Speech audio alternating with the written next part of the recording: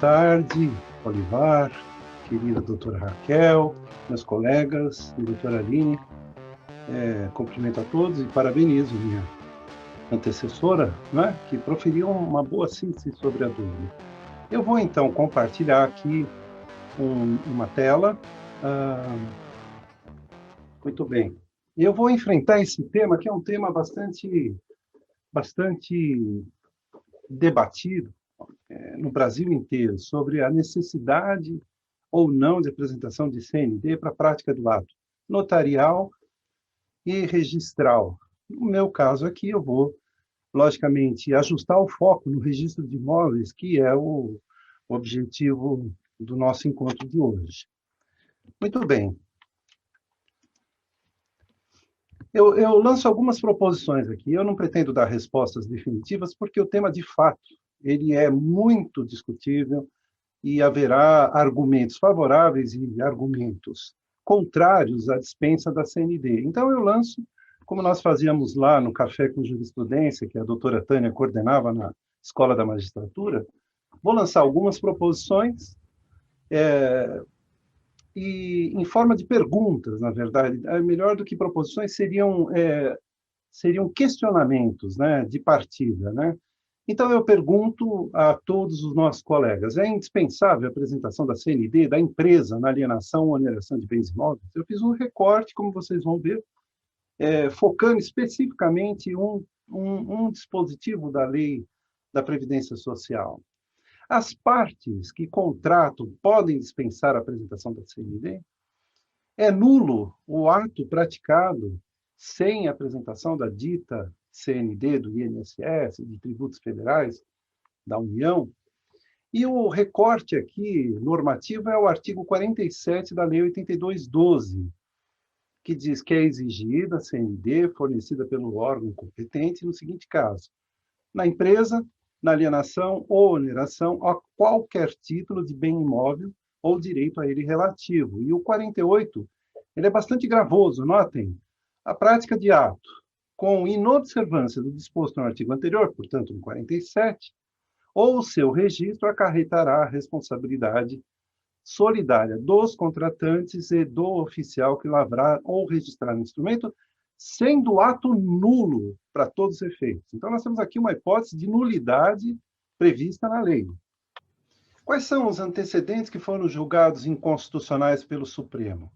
Era a antiga Lei 7.711, de 88, que dispunha lá, sem prejuízo do disposto em leis especiais, a quitação de créditos tributários exigíveis que tenham por objeto tributo e penalidades pecuniárias, bem como contribuições federais e outras imposições pecuniárias compulsórias, será comprovada nas seguintes hipóteses. No B, registro em cartório de registro de imóveis. Então, vejam que este quadro legal que estava em vigor foi julgado inconstitucional pelo Supremo.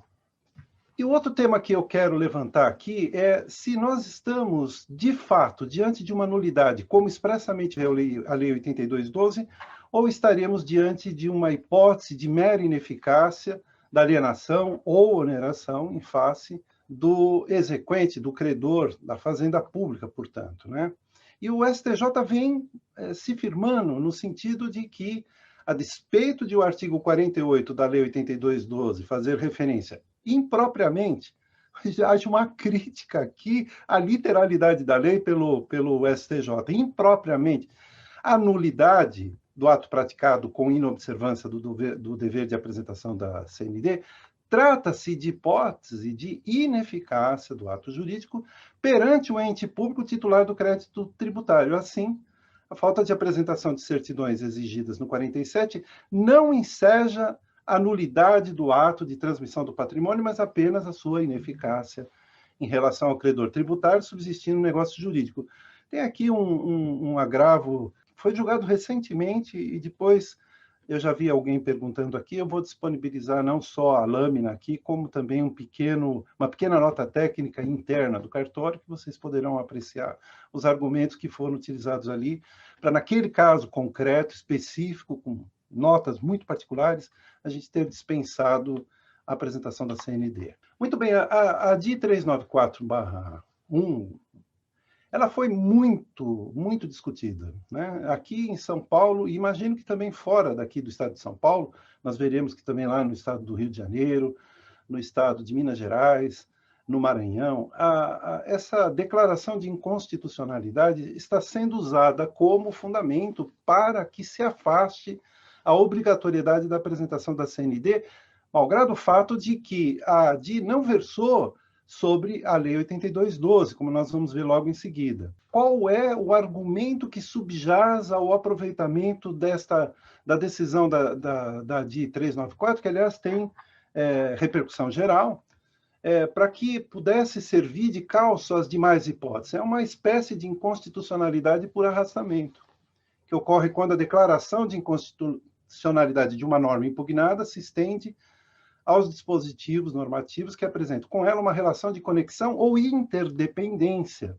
Mas aqui eu lanço mais uma questão. Isto não depende de expressa declaração do próprio STF? Ou, por outra, pode-se administrativamente reconhecer esse fenômeno de inconstitucionalidade por arrastamento, mesmo quando, nesse caso, especificamente, houve a dispensa por parte de um órgão como o Conselho Nacional de Justiça por decisão do plenário à unanimidade. Aqui no estado de São Paulo, né, nós temos as normas de serviço da Corregedoria Geral de Justiça de São Paulo, que, quando se refere aos notários, a redação que ficou consagrada no item 60.2 do capítulo 14 é que, nada obstante o artigo 47, inciso 1º, B da Lei 82, faculta-se aos tabeliães de notas dispensar a exibição da CND. Então, veja, esta faculdade concedida ao tabelião tem sido o fundamento para a dispensa na quase esmagadora maioria dos casos. Somente são apresentadas as certidões aquelas pessoas que, querendo se acautelar de possíveis aborrecimentos no futuro, declaração de ineficácia em relação ao credor exequente, ou uma hipótese muito mais gravosa, que é aquela da simples inscrição na dívida ativa, acarretar ipso facto a ineficácia, quer dizer, para evitar todo esse tipo de aborrecimento, algumas pessoas solicitam aos tabeliães que recepcionem as certidões, inclusive registrem no ato notarial a apresentação dessas certidões, que servirão como meio de prova, não é? E que, de certa forma, consagra a ideia de que a diligência média ali pelo cidadão foi cuidada, foi diligenciada, né? O capítulo 20, que trata do registro de imóveis, ela é um pouco menos específica. Ela fala que, com exceção do ITBI e do Laudêmio, nenhuma exigência relativa à quitação de débitos para com a fazenda pública, inclusive municipal, porque existem municípios que exigem a CND da municipalidade para a prática de atos notariais e registrais. Inclusive, quitação de débitos previdenciários fará o oficial para o registro de títulos particulares, notariais ou judiciais. Evidentemente, há aí a hipótese de apresentação de CND do município, calharia dizer ali títulos também administrativos, né? Nós temos muitos títulos administrativos que chegam ao cartório. Muito bem, mas aí essa questão, como não poderia deixar de ser, acabou repercutindo na Corregedoria Nacional de Justiça. Então, em 2013, o ministro João Otávio de Noronha, no PP identificado ali, 1230, ele já liminarmente reconheceu a eficácia de um provimento estadual, na verdade, um provimento do estado do Rio de Janeiro, né? E ele decidiu, com base na tese de que o STF teria reiteradamente entendido que é inconstitucional restrição imposta pelo Estado ao livre exercício da atividade profissional ou econômica, né, quanto aquelas forem utilizadas como meio de cobrança indireta de tributos. Então, esse foi o fundamento para uma decisão liminar do ministro João Otávio de Noronha, que registrou nesse PP o seguinte: ressalta-se que não houve qualquer declaração de inconstitucionalidade dos artigos 47 e 48, nem poderia declarar inconstitucional em sede administrativa, mas a fixação de norma de competência da Corregedoria Geral de Justiça do Rio para regulamentar as atividades de serventias extrajudiciais vinculadas ao tribunal. Regulamentação firmada, repita-se, de acordo com a jurisprudência do próprio Tribunal de Justiça do Rio de Janeiro e de acordo com a interpretação fixada em sede de repercussão geral. Assim estávamos quando a matéria foi levada a plenário. E então, por uma decisão unânime do plenário do CNJ, ficou ali consagrado o entendimento de que uma vez reconhecida a inconstitucionalidade do dispositivo lá da Lei 77/11, não há mais que se falar em comprovação da quitação de créditos tributários, de contribuições federais e de outras imposições pecuniárias para o ingresso de qualquer operação financeira no registro de imóveis. Por quê? Porque isso representaria a forma oblíqua de cobrança do Estado, subtraindo do contribuinte os direitos fundamentais, etc., etc.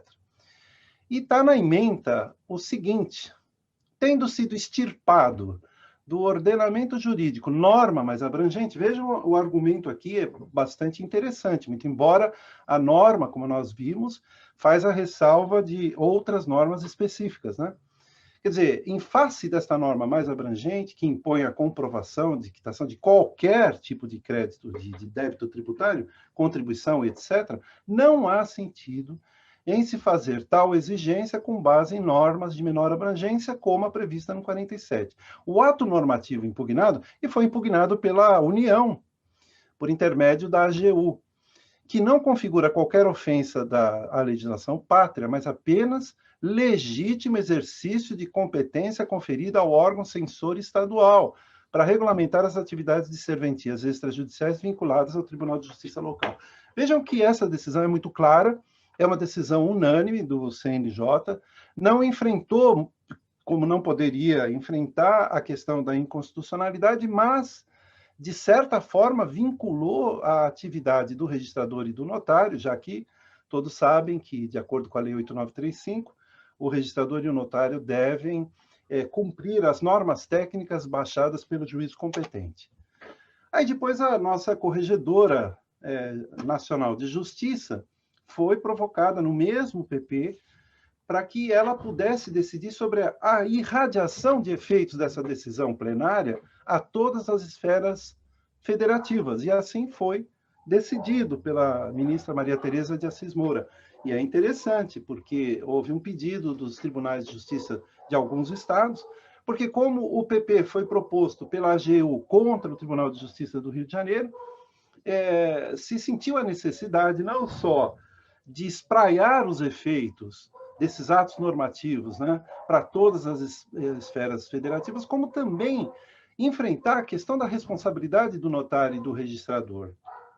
Então, eu gostaria de deixar esses temas para debate e discussão, já finalizando, no limite do meu tempo, a minha pequena exposição. Então, a primeira questão é: o CNJ, por decisão do plenário, em sede administrativa, pode reconhecer a inconstitucionalidade por arrastamento da Lei 77/11, do enfrentamento que houve à Lei 77/11 de 1988? Depois, o registrador pode dispensar a apresentação da CND na consideração de que a nulidade está expressamente prevista no artigo 48 da Lei 82/12, ela representaria apenas e tão somente uma ineficácia em relação ao exequente? Deve ser prestigiada a autonomia e independência jurídica do registrador. Portanto, se a lei confere ao registrador independência jurídica para decidir em sua ordem a respeito da registrabilidade ou não de um título, imperando a registrabilidade e a dispensa com base em normas técnicas baixadas pelo juízo competente, pode o registrador exercitar em pleno a sua autonomia e independência jurídica, desde que fundamentado, desde que escorado em decisões não só iterativas, de caráter normativo, como ocorre nos tribunais. As normas técnicas baixadas pelo juízo competente vinculam o registrador ao ponto dele poder reiteradamente suscitar dúvidas, por exemplo, em relação a um tema que já está pacificado em todas as esferas administrativas, né? Acarretando prejuízos as partes, obstaculizando o intercâmbio econômico, erigindo barreiras à livre circulação de bens. Essas normas técnicas, baixadas pelo CNJ, por decisão do plenário, eles vinculam o registrador? Outras questões, a dúvida pode ser admitida como defesa cautelar do registrador contra eventual ação judicial de órgãos previdenciários e tributários? Eu considero que essa é uma verdadeira subversão da dúvida registral. Ou bem o registrador decide, com base e fundamento na lei, logicamente, princípio de legalidade, também nos atos normativos baixados pelos tribunais, que vinculam, de certa forma, a atividade, usar o procedimento de dúvida, suscitar dúvida quando não há dúvida alguma, ou, o que é muito pior, suscitar dúvida quando a esmagadora maioria dos casos análogos são reiterados e iterativamente decididos que devem ser registrados sem a CND. Será que nós temos que insistir nessa ideia, única e tão somente como defesa cautelar do registrador, contra os interesses do próprio usuário? A decisão administrativa em sede de dúvida efetivamente blinda o registrador? Ainda resta essa questão, porque a lei, no artigo 48, não há previsão de responsabilização do magistrado que deferir o registro em sede administrativa. Quer dizer, a natureza jurídica da decisão, ela tem a mesma substância, com as peculiaridades próprias, né, que até a doutora poderia ter destacado, que o juiz decidir nas hipóteses de que o interessado não pode, por qualquer obstáculo intransponível, satisfazer a exigência do cartório. Então, abre-se ali um espectro de cognição do magistrado muito maior do que o do próprio registrador. Mas, ainda assim, a gente tem que verificar que não há previsão de responsabilização do magistrado que deferir o registro. Então, afinal e ao cabo, se o registro foi consumado sem apresentação do CND, eu pergunto, a decisão judicial, embora seja um bom fundamento para a defesa, efetivamente blinda o registrador? Estará ele imune?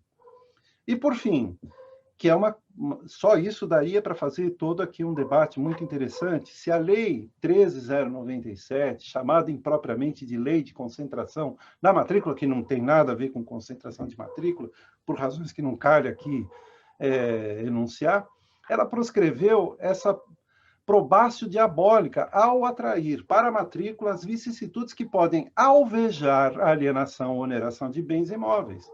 Veja o que diz lá o parágrafo único: não poderão ser opostas situações jurídicas não constantes da matrícula no registro de imóveis, inclusive para fins de evicção, ao terceiro de boa-fé que adquirir ou receber em garantia direitos reais sobre imóvel, ressalvado o disposto na lei de falências.